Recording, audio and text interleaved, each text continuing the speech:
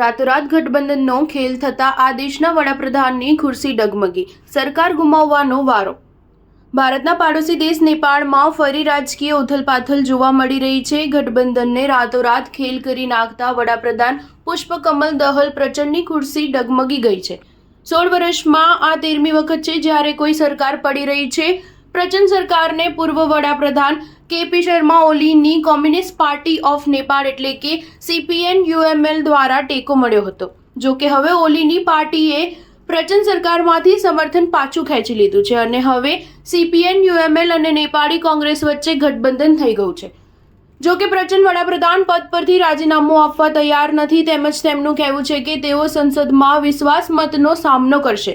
નેપાળમાં બંધારણ મુજબ વડાપ્રધાને 30 દિવસની અંદર વિશ્વાસનો મત મેળવવો પડશે। નોંધનીય છે કે નેપાળના વડાપ્રધાન પ્રચંડે આ વર્ષે માર્ચ મહિનામાં શેર બહાદુર દેવબાની પાર્ટીને બહારથી સમર્થન આપ્યું હતું।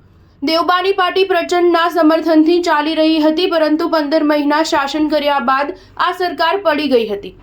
માર્ચમાં દેવબાની પાર્ટીને બહાર કરીને ઓલીની પાર્ટી CPN-UML સાથે ગઠબંધન કરીને સરકારમાં સામેલ કરવામાં આવી હતી। હવે શેર બહાદુર દેવબાની નેપાળી કોંગ્રેસ રાતોરાત ખેલ પાડીને કેપી શર્મા ઓલીની CPN-UML સાથે ગઠબંધન કરી લીધું છે।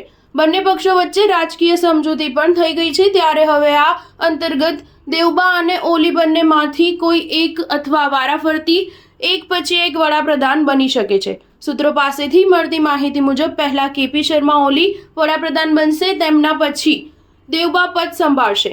જો કે હજુ સુધી સત્તાવાર જાહેરાત કરવામાં આવી નથી। સ્ટાર ન્યૂઝ 7 હંમેશા સચ્ચાઈની સાથે।